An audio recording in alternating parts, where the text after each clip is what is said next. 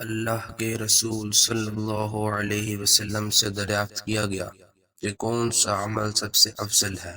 آپ نے فرمایا، اللہ اور اس کے رسول صلی اللہ علیہ وسلم پر ایمان لانا۔ کہا گیا، اس کے بعد کون سا؟ آپ نے فرمایا، اللہ کی راہ میں جہاد کرنا۔ کہا گیا، پھر کیا ہے؟ آپ نے فرمایا، حج مبرور۔ رسول اللہ صلی اللہ علیہ وسلم نے چند لوگوں کو کچھ عطیہ دیا اور 7 وہاں موجود تھے۔ وہ کہتے ہیں کہ رسول اللہ صلی اللہ علیہ وسلم نے ان میں سے ایک شخص کو کچھ نہ دیا، حالانکہ وہ ان میں سے مجھے سب سے زیادہ پسند تھا۔ میں نے کہا کہ حضور صلی اللہ علیہ وسلم، آپ نے فلاں کو کچھ نہ دیا، حالانکہ میں اسے مومن گمان کرتا ہوں۔ آپ نے فرمایا، مومن یا مسلمان؟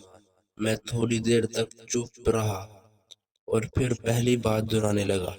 حضور صلی اللہ علیہ وسلم نے بھی دوبارہ وہی جواب دیا۔ پھر آپ نے فرمایا کہ اے سعد، باوجود یہ کہ ایک شخص مجھے زیادہ عزیز ہے، پھر بھی میں اسے نظر انداز کر کے کسی اور دوسرے کو اس خوف کی وجہ سے یہ مال دے دیتا ہوں کہ وہ اپنی کمزوری کی وجہ سے اسلام سے پھر جائے اور اللہ اسے آگ میں اوندھا ڈال دے۔ ایک شخص نے رسول اللہ صلی اللہ علیہ وسلم سے پوچھا کہ کون سا اسلام بہتر ہے؟